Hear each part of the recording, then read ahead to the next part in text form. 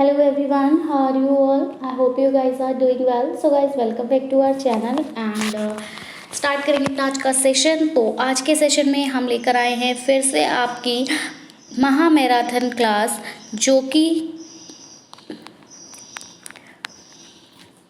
फिर से हम आपकी महा मैराथन क्लास लेकर आए हैं आपके UGC net JRF exam paper 1 unit 4 communication की। प्रीवियस महामैराथन क्लास में हमने यूनिट 10 हायर एजुकेशन सिस्टम पर मैराथन क्लास दी थी आपको। उसके प्रीवियस ईयर के क्वेश्चंस डिस्कस किए थे, पूरे यूनिट का निचोड़ था।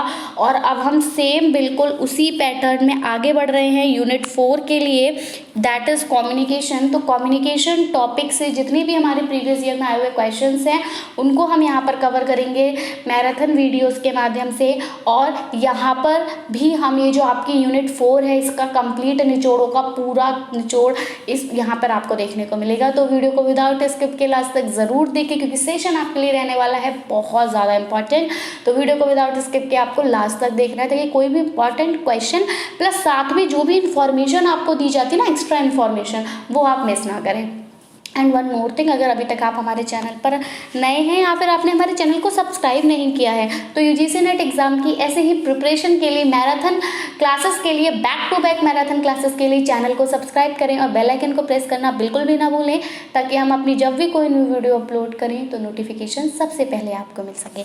तो चलिए गाइस, टाइम वेस्ट नहीं करेंगे। So without wasting much more time, let's get started. So moving towards our first question, and this question says that using the central point of the classroom communication, यहाँ पर जो communication की हम बात कर रहे हैं, classroom communication की बात कर रहे हैं, तो अगर आप सेंट्रल पॉइंट का यूज़ करते हैं क्लासरूम कम्युनिकेशन के लिए as the beginning of dynamic pattern की शुरुआत में, ठीक है, dynamic pattern of ideas is referred to as, इसको क्या कहा जाएगा? इसको आप सिस्टमाइजेशन कहेंगे, प्रॉब्लम ओरिएंटेशन कहेंगे, आइडिया प्रोटोकॉल कहेंगे, या फिर माइंड मैपिंग कहेंगे। तो देखिए, हम बात कर रहे हैं कि एज द बिगिनिंग, आप शुरुआत कर रहे हो। किसकी शुरुआत कर रहे हो? तो आप डायनेमिक पैटर्न ऑफ आइडियाज़ की शुरुआत कर रहे हो। कम्युनिकेशन कैसा है आपका? तो क्लासरूम कम्युनिकेशन है, जहाँ पर कि आप सेंट्रल पॉइंट को यूज़ कर रहे हो। तो इसको क्या कहा जाएगा? देखिए, मैं आपको अगर बोलूँ, ठीक है, अगर मैं आपसे कहूँ ऑनलाइन कम्युनिकेशन, अगर मैं आपको एक टॉपिक दूँ, या फिर आप कह सकते हैं कि मैं आपको एक वर्ड दूँ, दैट इज़ ऑनलाइन कम्युनिकेशन। रुकिए, थोड़ा फ्रंट पेज ब्लैंक स्पेस ज़्यादा कर लेते हैं। लाइक मैं आपको एक वर्ड दूँ ऑनलाइन कम्युनिकेशन, मैंने आपसे बोला ऑनलाइन कम्युनिकेशन। अब आपके माइंड में क्या क्या बातें आएंगी? ये ऑनलाइन कम्युनिकेशन जब आपने सुना तो आप के मन में क्या क्या बातें आएंगी इस ऑनलाइन कम्युनिकेशन को सुन के? आपके मन में आ रहा है क्या कि ऑनलाइन कम्युनिकेशन यानी कि यहाँ पर कोई वेबसाइट होगी, क्योंकि आप ऑनलाइन अगर किसी से बात करते हो तो किसी वेबसाइट के थ्रू करते हो, बिल्कुल, है ना। फोरम्स होते हैं आपके ऑनलाइन कम्युनिकेशन करने के लिए, तो आपके माइंड में फोरम्स आएगा। प्लस ब्लॉग चैनल्स भी होते हैं आपके, तो आपको ब्लॉग कमेंट्स की याद आएगी कि भैया ऑनलाइन में तो कमेंट्स होते हैं, ब्लॉग चलते हैं। ऑनलाइन में आप ईमेल भी सेंड करते हो, ठीक है, तो ईमेल का आपको दिमाग में आ जाएगा एकदम। ऑनलाइन कम्युनिकेशन आप सोशल मीडिया के थ्रू करते हो, व्हाट्सएप हो गया, आपका टेलीग्राम हो गया, इंस्टा हो गया, ठीक है, तो सोशल मीडिया आपके माइंड में आएगा। ऑनलाइन कम्युनिकेशन की ही अगर हम बात करें तो आपके माइंड में एक और वर्ड आएगा, दैट इज़ वीडियो मीटिंग्स, जो कि आप वीडियो कॉन्फ्रेंसिंग करते हो, ठीक है, तो वीडियो कॉल्स जो आप करते हो, तो वीडियो मीटिंग आपके माइंड में आएगा। और एक और चीज़ आपके माइंड में आएगी, इंस्टेंट मैसेंजर, आप तुरंत इंस्टेंट मैसेज भी करते हो। ये सब किस में आ रहा है? आपके ऑनलाइन कम्युनिकेशन में आ रहा है। तो सिर्फ एक वर्ड मैंने सिर्फ एक वर्ड दिया था आपको, ऑनलाइन कम्युनिकेशन, और उस एक वर्ड से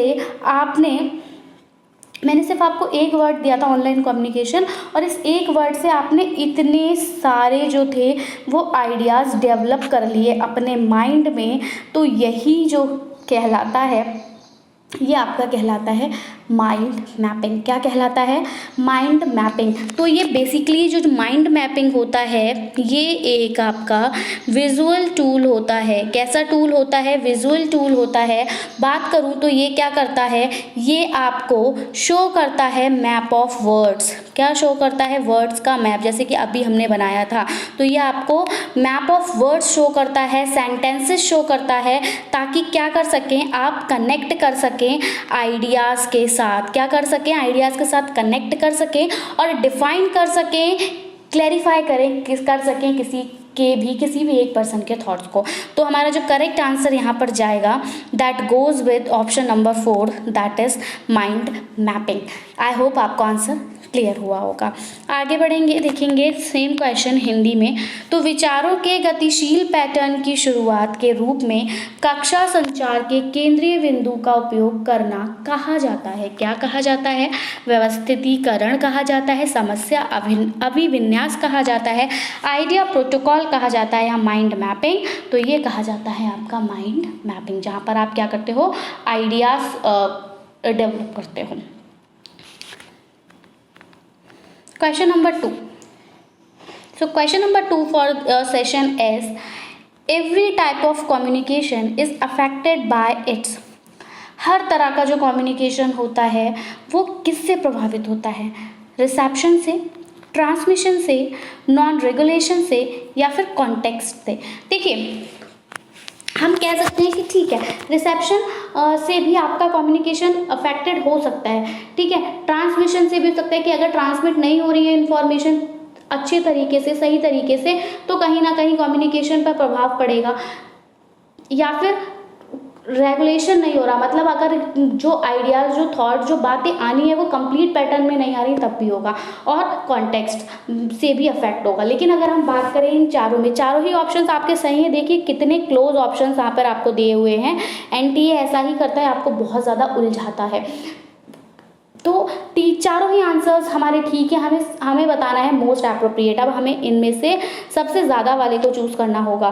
तो हर टाइप का, यहाँ पर बात आ गई हर टाइप के, और यहाँ ये जो है ये कुछ पर्टिकुलर टाइप्स ऑफ कम्युनिकेशन के लिए हैं, ठीक है। जैसे कि अगर हम ट्रांसमिशन की बात करें तो ये आपका नॉन वर्बल हो जाएगा, ठीक है। मतलब जहाँ पर आप बोल के नहीं कुछ रिटन में भेज रहे हो, मान लीजिए आपका मैसेज स्टक हो गया बीच में, तो आपका जो कम्युनिकेशन है वो अफेक्टेड हो गया। आप जो बात कहना चाह रहे थे वो आपके रिसीवर तक नहीं पहुँची, है ना। रिसेप्शन वाले में ये रिसेप्शन जो हो गया ये थोड़ा सुनने से रिलेटेड हो गया, यानी कि ये आपका वर्बल हो गया कि अगर सामने वाले को सुनने में कोई प्रॉब्लम हुई तब आपका हुआ, ठीक है। नॉन रेगुलेशन ये दोनों वर्बल भी हो सकता है, नॉन वर्बल भी। लेकिन ये जो कॉन्टेक्स्ट वाला है, ये जो प्रोसेस है ये हर तरह के कम्युनिकेशन को अफेक्ट करता है। इसीलिए क्वेश्चन को आपको बहुत ध्यान से देखना है। आपने अगर सिर्फ कम्युनिकेशन देख के आंसर किया तो ये सभी सही हो जाएंगे, लेकिन अगर आप एवरी टाइप देख लेंगे तो आपका करेक्ट आंसर जाएगा ऑप्शन नंबर 4 के साथ, कि हर तरह का जो कम्युनिकेशन होता है वो अफेक्ट होता है उसके कॉन्टेक्स्ट के थ्रू, ठीक है। हिंदी में देखेंगे तो प्रत्येक प्रकार का संचार इससे प्रभावित होता है। किससे प्रभावित होता है? स्वागत से, संचरण से, गैर विनिमयन से, या फिर प्रसंग से। तो ये आपका जो करेक्ट आंसर यहाँ पर जाएगा that goes with option number 4, that is प्रसंग। क्लियर? आगे बढ़ेंगे, देखेंगे सेशन का नेक्स्ट क्वेश्चन।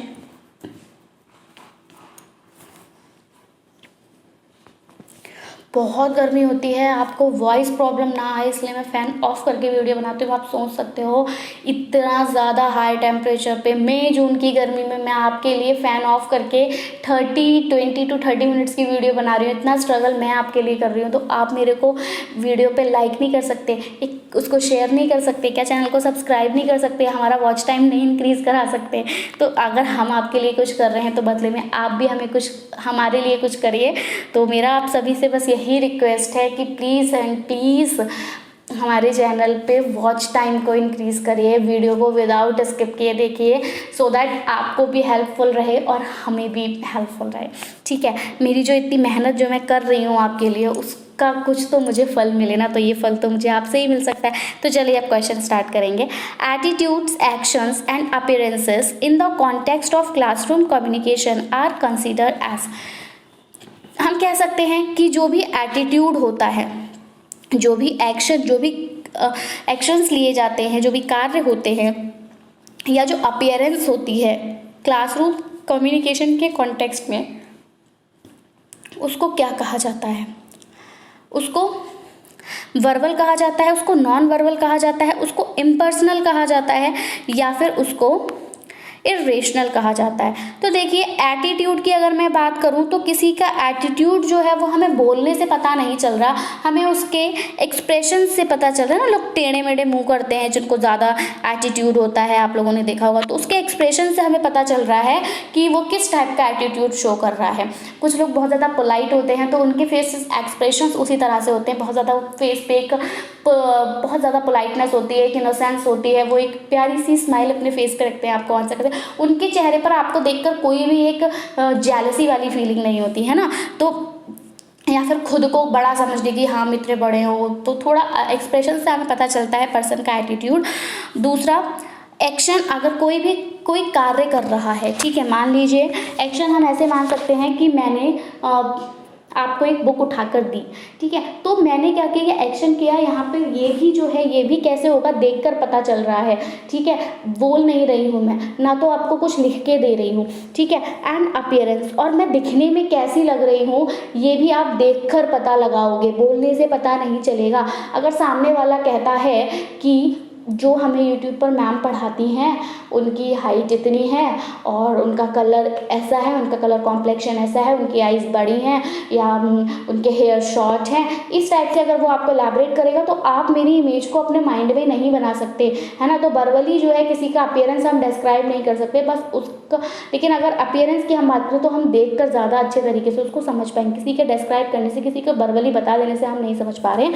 तो ये जो एटीट्यूड, एक्शन और अपीयरेंस होता है, अगर क्लासरूम कम्युनिकेशन की बात करें इसके कॉन्टेक्स्ट में, तो ये आपका नॉन वर्बल कहलाता है।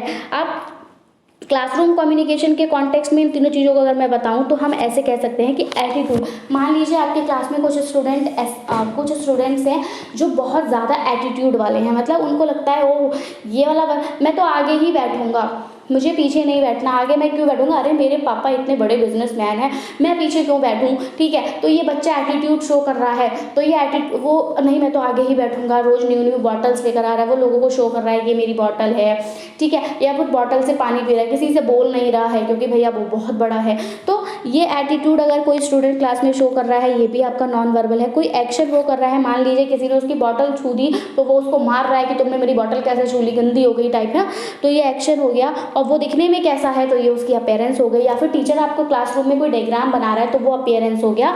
तो ये आपका कैसा कम्युनिकेशन है, ये आपका नॉन वर्बल कम्युनिकेशन है। नॉन वर्बल तरीके से आप क्या कर रहे हो, कम्युनिकेट कर रहे हो, अपने आइडियाज़, अपने थॉट्स को क्या कर रहे हो, ट्रांसफर कर रहे हो to something, to someone else. Okay, so कक्षा संचार के संदर्भ में दृष्टिकोण, कार्यों और दिखावों पर विचार किया जाता है। कैसे, तो मौखिक रूप से, अशाब्दिक, अवैक्तिक या तर्कहीन, तो बिल्कुल कैसे, किस रूप से आप करेंगे, अशाब्दिक रूप से करेंगे। कैसे करेंगे, अशाब्दिक रूप से करेंगे। आगे बढ़ेंगे, देखेंगे सेशन का next question, and this question says that most often the teacher student communication is, हमें बताना है कि जो छात्र और एक टीचर के बीच में जो कम्युनिकेशन होता है वो कैसा होता है। वो स्पूरियस होता है, वो क्रिटिकल होता है, वो यूटिलिटेरियन होता है, या फिर वो कन्फ्रंटेशनल होता है। तो देखिए, टीचर और स्टूडेंट के बीच में हमेशा जो कम्युनिकेशन होगा वो आपका यूटिलिटेरियन होगा। ऑप्शन नंबर 3 यहाँ पर करेक्ट हो जाएगा। अक्सर शिक्षक छात्र संचार कैसा होता है, तो भैया शिक्षक और छात्र का जो भी संचार, जो भी कम्युनिकेशन होता है वो क्या नकली होता है, तो नकली नहीं होता है ना। अगर टीचर आपको कह रहा है बेटा आपके एग्जाम्स हैं, बेटा हार्डवर्क करिए, तो वो आपको कोई मजाक नहीं कर रहा आपके साथ, आपको कोई झूठ नहीं बोल रहा, कोई फेक इन्फॉर्मेशन नहीं, वो आपके साथ में ट्रू इन्फॉर्मेशन ही आपको कन्वे कर रहा है, तो नकली नहीं होता। बहुत ज़्यादा हम कह सकते हैं गंभीर भी नहीं होता, क्योंकि टीचर आपको खेल खेल में भी बहुत कुछ सिखाता है। आपके साथ एक फ्लेक्सिबल जो है वो नेचर शो करता है कि बहुत ज़्यादा आपके साथ स्ट्रिक्ट भी ना हो और बहुत ज़्यादा लीनियंट भी ना हो, ठीक है। तो गंभीर हम नहीं कहेंगे। टकराव पूर्ण नहीं होता क्योंकि टीचर और स्टूडेंट के बीच में लड़ाई नहीं होती है, ठीक है। ये जो आपका कम्युनिकेशन होता है ये उपयोगितावादी होता है। उपयोगितावादी मतलब टीचर अगर कुछ भी कह रहा है तो वो स्टूडेंट के लिए यूजफुल होगा।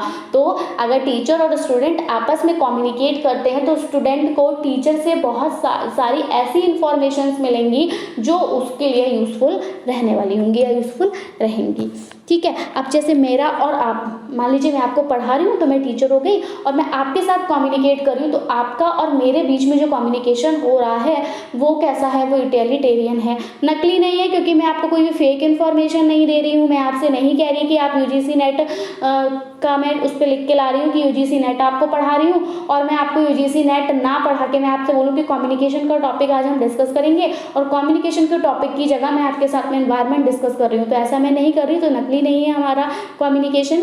गंभीर भी नहीं है क्योंकि हमेशा बहुत ज़्यादा सड़ू मूड में नहीं रहती मैं आपके साथ एकदम सीरियस कि चलिए आइए स्टार्ट करिए। Question number 1 says that this this and that, question number 2 says that this this and that, ऐसा भी नहीं है ना। मैं आपके साथ में बीच बीच में कम्युनिकेट भी करती हूँ, थोड़ी हंसी मजाक भी करती हूँ, है ना। तो ये गंभीर भी नहीं है। उपयोगितावादी बिल्कुल है क्योंकि अगर मैं आपके साथ में आज इस सेशन में 15 क्वेश्चंस को डिस्कस कर रही हूँ तो ये 15 क्वेश्चंस आपके लिए हेल्पफुल रहेंगे और हो सकता है आपके अपकमिंग एग्जाम्स में आपके लिए आपको यहाँ से 1-2 क्वेश्चन देखने को मिल जाए, या नहीं भी मिलता है तो भी आप कम्युनिकेशन के जो टर्म्स होती हैं उनसे फैमिलियर हो जाएंगे काफ़ी हद तक। तो ये क्या है आप, तो ये मेरा और आपके बीच का जो कम्युनिकेशन है वो कैसा उपयोगितावादी है।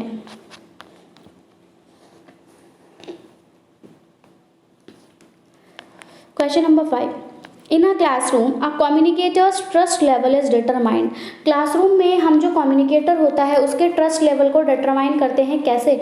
अगर वो हाइपरबोले का इस्तेमाल करता है तब हम कह सकते हैं कि कम्युनिकेटर में आत्मविश्वास है, या फिर the change of voice level, उसके वॉइस लेवल में जो चेंजेस आते हैं कि एकदम से वो हाई पिच पे जाता है, एकदम से लो पिच पे आता है। मतलब कोई भी बात मैं आपके साथ अगर मैं आपको पढ़ा रही होती हूँ तो कभी मैं बहुत ज़्यादा तेज़ी से बोलती हूँ, कभी मैं बहुत ज़्यादा स्लो बोलती हूँ। वो किस लिए, ताकि मैं आपको समझा सकूँ अपनी बात। जब मेरे को ऐसा लगता है कि मुझे अपनी बात थोड़ा सा चढ़ाकर आपके साथ में बोलनी है तो मैं अपनी जो पिच है उसको बढ़ा देती हूँ, और जब मुझे लगता है कि हाँ बस, जैसे मैंने अभी बोला कि हाँ अब आप समझ गए होंगे, तो मैं अपनी जो मेरी पिच ऊपर टंगी हुई होती है उसको थोड़ा थोड़ा करके नीचे लेकर आती हूँ। तो the change of voice level कहेंगे हम, या फिर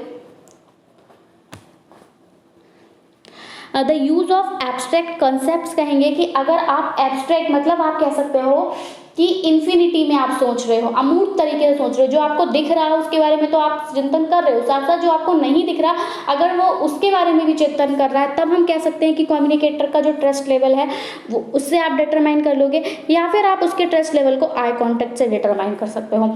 तो देखिए आप हाइपरबोले कैसे इस्तेमाल कर रहे हो, इससे आप उसके ट्रस्ट लेवल को नहीं पहचान सकते कि उसमें कितना कॉन्फिडेंस है, ठीक है। उसके वॉइस लेवल में जो चेंज आ रहा है उससे भी आप उसका कॉन्फिडेंस नहीं नाप सकते। जैसे कि हाई पिच या लो पिच वो जा रहा है तो वहाँ से आप ये नहीं कह सकते कि वो कॉन्फिडेंट है बहुत ज़्यादा, ठीक है।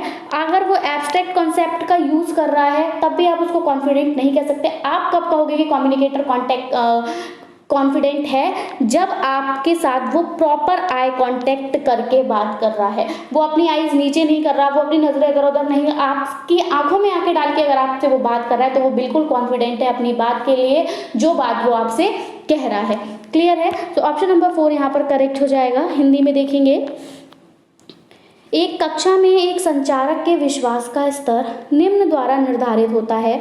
तो अतिशयोक्ति का प्रयोग, या अतिशयोक्ति के प्रयोग से हम नहीं जान सकते कि वो कितना ज़्यादा कॉन्फिडेंट है।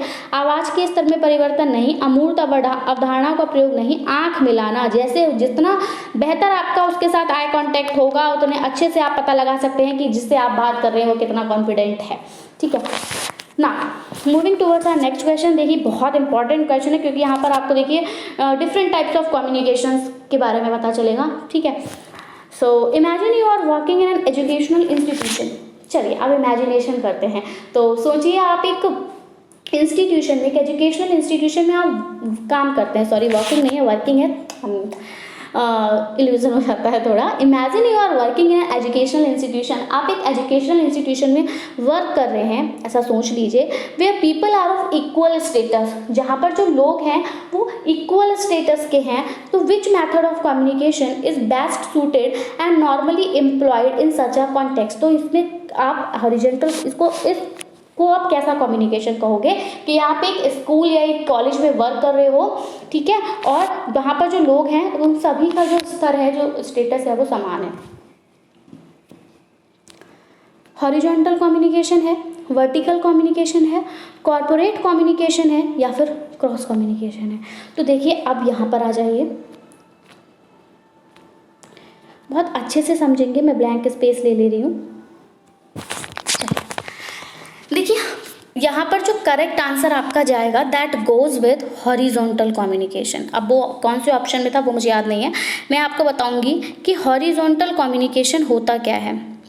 देखिए हॉरिजॉन्टल कम्युनिकेशन में क्या होता है, ये एक ऐसे तरह का कम्युनिकेशन होता है जो कि आपका किन के बीच में होता है, तो आपके वर्कर्स के बीच में होता है, किसी भी ऑर्गेनाइजेशन के। ऐसा मान लीजिए कि वो कम्युनिकेशन जो एक ऑर्गेनाइजेशन के वर्कर्स के बीच में हो रहा है जो कि सेम लेवल पर हैं, जो कि सेम लेवल पर हैं। मतलब मान लीजिए कि एक कंपनी है, उसमें जो वर्कर्स हैं, तो नंबर ऑफ वर्कर्स हैं, worker A, worker B, worker C and worker D. अगर ये चारों आपस में बातें कर रहे हैं तो आपका जो कम्युनिकेशन है वो हॉरिजॉन्टल है। ऐसा ही आपके क्वेश्चन में भी बोला था कि आप एक कॉलेज में पढ़ा रहे हो जहाँ पर कि जो स्टेटस है वो सबका सेम है, यानी कि वहाँ पर कौन होगा, वहाँ पर होंगे टीचर्स, ठीक है। तो ये जो टीचर्स हैं, मान लीजिए कि अगर बॉटनी डिपार्टमेंट का एक असिस्टेंट प्रोफेसर है, एक केमिस्ट्री डिपार्टमेंट का असिस्टेंट प्रोफेसर है,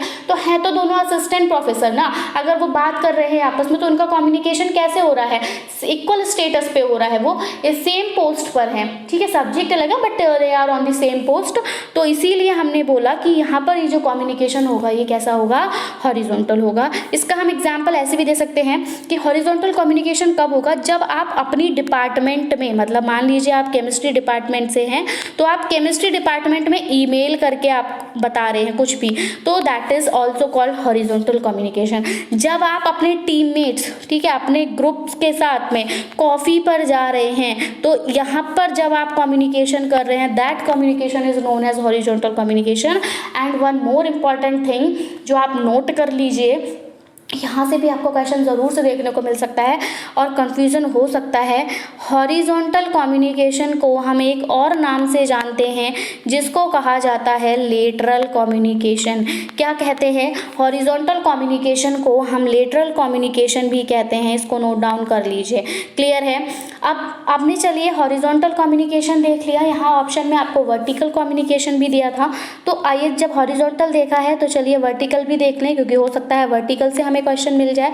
तो ये जो वर्टिकल टाइप ऑफ कम्युनिकेशन होता है ये एक इस ऐसे तरह का कम्युनिकेशन होता है जहाँ पर जो वर्कर्स होते हैं वो डिफरेंट लेवल पे होते हैं। अभी जो कम्युनिकेशन हो रहा था वो वर्कर्स के बीच में हो रहा था किसी भी एक ऑर्गेनाइजेशन के सेम लेवल पर, जबकि वर्टिकल कम्युनिकेशन वर्कर्स के ही बीच में होता है लेकिन एट डिफरेंट लेवल्स, ठीक है, डिफरेंट लेवल पे होता है किसी भी ऑर्गेनाइजेशन में। और हम दूसरी तरह से ये भी कह सकते हैं कि वर्टिकल कम्युनिकेशन में क्या होता है, शेयरिंग होती है इंफॉर्मेशन की। वर्टिकल कम्युनिकेशन में इंफॉर्मेशन की शेयरिंग होती है। कैसे होती है, तो ये हायरार्किकली होती है। कैसे होती है, हायरार्किकली होती है। जैसे कि हम कह सकते हैं कि टॉप टू बॉटम हो। कैसे हो, टॉप टू बॉटम अगर आपकी शेयरिंग हो रही है इंफॉर्मेशन की, ठीक है, तो that is called vertical communication. कैसे है, जैसे मान लीजिए कि कोई एम्प्लॉय है, ठीक है, किसी भी एक ऑर्गेनाइजेशन का, एक कंपनी का कोई एम्प्लॉय है या कोई वर्कर है, इसने कोई इन्फॉर्मेशन कन्वे की, किसको, अपने सुपरवाइज़र को। किसको कन्वे की, अपने सुपरवाइज़र को कन्वे की।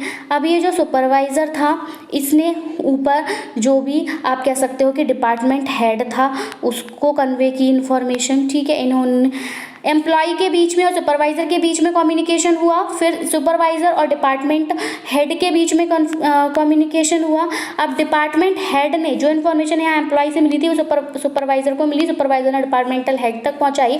अब डिपार्टमेंटल हेड ने ये वाली जो बात थी ये मान लीजिए असिस्टेंट जनरल मैनेजर को पहुंचाई। किसको पहुंचाई? असिस्टेंट जनरल मैनेजर को पहुंचाई। और ये जो असिस्टेंट जनरल मैनेजर है इसने ये वाली बात जो थी वो जनरल मैनेजर को पहुंचा दी और जनरल मैनेजर ने ये बात मैनेजिंग डायरेक्टर्स को पहुंचा दी। अब बात कुछ भी हो सकती है, वर्कर्स कह रहे हो कि हम स्ट्राइक पे जाएंगे, हमारी सैलरी नहीं बढ़ रही है, तो स्ट्राइक पे जा रहे हैं हम क्योंकि हमारी सैलरी नहीं बढ़ी, तो वर्कर्स को अथॉरिटी नहीं है कि वो डायरेक्ट मैनेजिंग डायरेक्टर से ये वाली बात कहेंगे। तो वो ये वाली बात किससे कहेंगे? जो उनका सुपरवाइजर होगा उस उन्होंने कह दिया कि भैया देखिए हम तो कल स्ट्राइक पर हैं क्योंकि हमारी सैलरी नहीं बढ़ाई जा रही। सुपरवाइजर ने जाकर डिपार्टमेंट का जो भी हेड था, क्योंकि सुपरवाइजर के पास भी अथॉरिटी नहीं है कि वो डायरेक्ट मैनेजिंग डायरेक्टर से बात कर ले, तो सुपरवाइजर ने जाके भैया डिपार्टमेंट हेड ऑफ डिपार्टमेंट से कहा कि देखिए कल से मेरे जो वर्कर्स हैं वो किस पे जा रहे हैं, वो स्ट्राइक पे जा रहे हैं क्योंकि सैलरी नहीं बढ़ रही। अब डिपार्टमेंटल हेड ने सोचा वो वर्कर्स अगर स्ट्राइक पे चले जाएंगे तो काम कैसे होगा, तो उन्होंने फिर ये असिस्टेंट जनरल मैनेजर से बात की कि देखिए ऐसा ऐसा है। असिस्टेंट जनरल मैनेजर ने अपने जनरल मैनेजर से बात की कि सर हमारे जो वर्कर्स हैं वो स्ट्राइक पे जाने वाले हैं। जनरल मैनेजर ने मैनेजिंग डायरेक्टर से बात की कि भैया हो सके तो सैलरी बढ़ा दीजिए या फिर कुछ आप आइए सामने से कुछ कहिए क्योंकि वरना अगर वर्कर स्ट्राइक पे चलेंगे तो हमारा नुकसान हो जाएगा। तो इस टाइप का जो कम्युनिकेशन है that is called the vertical communication. और ये जो कम्युनिकेशन हुआ ये बॉटम टू टॉप हुआ, लेकिन अगर मैनेजिंग डायरेक्टर को इन्फॉर्मेशन दे रहा है तो वो जनरल मैनेजर तक आ रही है, जनरल मैनेजर असिस्टेंट मैनेजर को कन्वे कर रहा है। तो अगर ऊपर से आ रही है नीचे की तरफ तो टॉप टू बॉटम भी हो सकता है एंड बॉटम टू टॉप भी हो सकता है। तो ये आपका वर्टिकल कम्युनिकेशन कहलाता है। क्लियर? आई होप आपको क्लियर हुआ होगा। आगे इसी में आगे हम बढ़ेंगे तो आपका होता है एक कॉर्पोरेट कम्युनिकेशन, है ना। इसी ऑप्शन में यहाँ पर कॉर्पोरेट कम्युनिकेशन भी दिया, तो आइए इसको भी देख लेते हैं। कॉर्पोरेट कम्युनिकेशन एक ऐसे इस तरह कम्युनिकेशन होता है जहाँ पर कि क्या होता है कि ये देखा जाता है हाउ कंपनीज शेयर इंफॉर्मेशन, कैसे कंपनीज अपनी इंफॉर्मेशन को शेयर करती हैं इंटरनल और एक्सटर्नल ऑडियंस को। किनको? इंटरनल और एक्सटर्नल ऑडियंस को कैसे कंपनीज अपनी इंफॉर्मेशन शेयर कर रही हैं। तो इस टाइप का जो कम्युनिकेशन होता है इंटरनल एक्सटर्नल ऑडियंस को इंफॉर्मेशन शेयर करने वाला, ये कॉर्पोरेट कम्युनिकेशन कहलाता है। यहाँ पर जो ऑडियंस होते हैं वो कौन हो सकते हैं? वो आपके कस्टमर्स हो सकते हैं, ठीक है, पोटेंशियल कस्टमर्स हो सकते हैं, आपके एम्प्लॉयज़ हो सकते हैं, की स्टेक होल्डर्स हो सकते हैं। तो इनके बीच में जो भी इंफॉर्मेशन कन्वे की जा रही है तो वो आपका कॉर्पोरेट कम्युनिकेशन के अंतर्गत आएगा। अब एक और कम्युनिकेशन होता है आपका जिसको हम बोलते हैं क्रॉस कम्युनिकेशन और क्रॉस कल्चरल कम्युनिकेशन, ठीक है। तो ये जो क्रॉस कम्युनिकेशन और क्रॉस कल्चरल कम्युनिकेशन होता है तो ये उन पीपल्स के बीच में होता है, ये बिटवीन पीपल्स होता है जिनके पास में क्या हो, हैविंग डिफरेंस, जो जिनमें क्या हो, डिफरेंस हो। किसकी वजह से डिफरेंस हो? जैसे कि वो उनकी नेशनैलिटी अलग हो, एक कोई इंडियन है और एक कोई जापानीज़ है, वो अगर आपस में बातें कर रहे हैं तो उसको हम कहेंगे क्रॉस कल्चरल कम्युनिकेशन, ठीक है। उनकी एज, डिफरेंट एज ग्रुप्स के पीपल अगर बात करें, मान लीजिए कोई टीनेजर बात कर रहा है, कोई ओल्ड पर्सन बात कर रहा है, तो हम उसको भी कहेंगे यहाँ इनके बीच जो कम्युनिकेशन हो रहा है वो कैसा हो रहा है, क्रॉस कल्चरल हो रहा है, ठीक है। जेंडर, वर्किंग स्टाइल, अगर इसके बीच इस तरह का डिफरेंस है और तब आप में कम्युनिकेशन हो रहा है तो that communication is termed as cross cultural communication. So I hope आपको सारे कम्युनिकेशन क्लियर हुए होंगे। सो यहाँ पर हमारा जो करेक्ट आंसर जाएगा that goes with option number first, that is horizontal communication. Hindi में देखेंगे, कल्पना कीजिए कि आप एक ऐसे शैक्षणिक संस्थान में काम कर रहे हैं जहां लोगों को समान दर्जा प्राप्त है। तो ऐसे संदर्भ में संचार का कौन सा तरीका सबसे उपयुक्त और सामान्य रूप से उपयोग किया जाता है? तो ये आपका क्षैतिज संचार है जिसको हम लेटरल कम्युनिकेशन के नाम से भी जानते हैं। Moving towards our next question, it is what are the barriers to effective communication. यहाँ पर आपको बाधाएं बतानी है जो कि एक अच्छे संप्रेषण में आती हैं, जैसे कि मॉरलाइजिंग हो गया, बीइंग जजमेंटल हो गया, कमेंट्स ऑफ कंसोलेशन हो गया, डायलॉग हो गया, समरी हो गया, सेल्फ रिव्यू हो गया, यूज़ ऑफ सिंपल वर्ड्स या फिर कूल रिएक्शंस या डिफेंसिव एटीट्यूड या फिर personal statements, eye contact and simple narration. तो देखिए personal statements, eye contact, simple narration अगर आप कर रहे हो तो ये आपके कम्युनिकेशन को प्रभावी बनाएगा, ठीक है, बाधा उत्पन्न नहीं करेगा। क्योंकि अगर आप किसी से आई कॉन्टेक्ट करके बात करते हो तो सामने वाला पर्सन होता है वो आपसे बहुत ज़्यादा इंप्रेस हो जाता है, क्योंकि उसको लगता है कि आप बहुत कॉन्फिडेंट हैं, ठीक है। अगर आप सिंपल वर्ड्स का यूज़ कर रहे हो, आपका रिएक्शन जो है वो कूल है, मतलब आप कह सकते हो कि एटीट्यूड भरा हुआ नहीं है उसमें, और डिफेंसिव एटीट्यूड है, मतलब बचाव कर रहे हैं आप, तो ये भी अच्छी बात है। ये भी आपके जो कह सकते हो हम कम्युनिकेशन को फैक्टिव इम्प्रेसिव बनाता है, कोई फैक्ट नहीं डालता, तो ये भी गलत हो जाएगा। डायलॉग अगर आप यूज़ कर रहे हैं तो डायलॉग्स, अगर आपने भी देखा होगा कि डायलॉग्स यूज़ कर करके अगर हम बात करते हैं तो उस टाइप की भी कम्युनिकेशन को हम सुनना पसंद करते हैं, जो कि अच्छे अच्छे थॉट्स आपको अच्छी अच्छी शायरी के साथ में अगर कोई कुछ बोल रहा है, समरी दे रहा है, अपनी पूरी बात को अच्छे से आपको समझा रहा है, अपना खुद का रिव्यू दे रहा है, तो ये वाला इससे भी आपका कम्युनिकेशन इंप्रेसिव हो रहा है, तो ये तीनों ऑप्शन गलत हो जाएंगे। बट अगर आप में कौन कौन से फैक्टर्स अफेक्ट कर सकते हो, तो मॉरलाइजिंग, अगर आप नैतिकता आप में नहीं, आप अनैतिक तरीके से बात कर रहे हैं तब।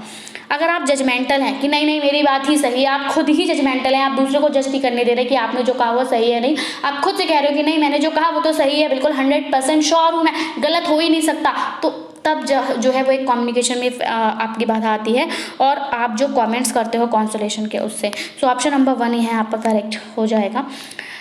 हिंदी में देखेंगे प्रभावी संचार में क्या बाधाएं हैं, तो नैतिकता, निर्णयात्मक होना और संतावना की टिप्पणियाँ, ठीक है, आप किसी को संतावना पे टिप्पणियाँ दे रहे हो। संवाद, सारांश और आत्म समीक्षा, ये एक अच्छी बात है, गलत हो जाएगा।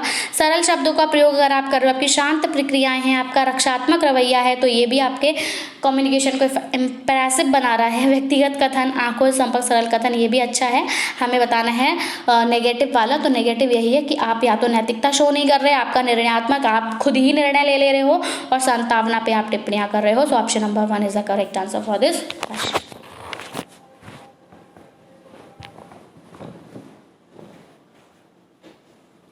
सो that's all about our session. I hope आपको सेशन पसंद आया होगा। कम्युनिकेशन के काफ़ी सारे टर्म्स हमने यहाँ से समझे। 4 तरह का कम्युनिकेशन तो हमने पढ़ ही लिया पूरी तरह से, प्लस हमने माइंड मैपिंग पढ़ ली कि क्या होता है। तो सेशन आपके लिए बहुत ज़्यादा वैल्यूएबल रहा होगा अकॉर्डिंग टू मी। तो वीडियो को वीडियो को प्लीज़ ज़रूर से लाइक कर दें अगर आपको कंटेंट वैल्यूएबल लगा हो तो, और इसको शेयर भी कर दें अपने फ्रेंड्स में, ताकि उन तक भी ये वीडियो पहुँच सके। सो that's all about me. Actually बहुत ज़्यादा गर्मी लग रही है ना, मैं एकदम एग्जॉस्ट हो चुकी हूँ at that time. So that's it, मिलेंगे अपनी नई वीडियो के साथ। Till then take care and bye bye. So thanks for watching, thanks, have a nice day. Hope करती हूँ कि इस वीडियो को ढेर सारा आपका प्यार मिलेगा, नंबर ऑफ व्यूज़ यहाँ पर होंगे और वॉच टाइम भी यहाँ से इंक्रीज होगा।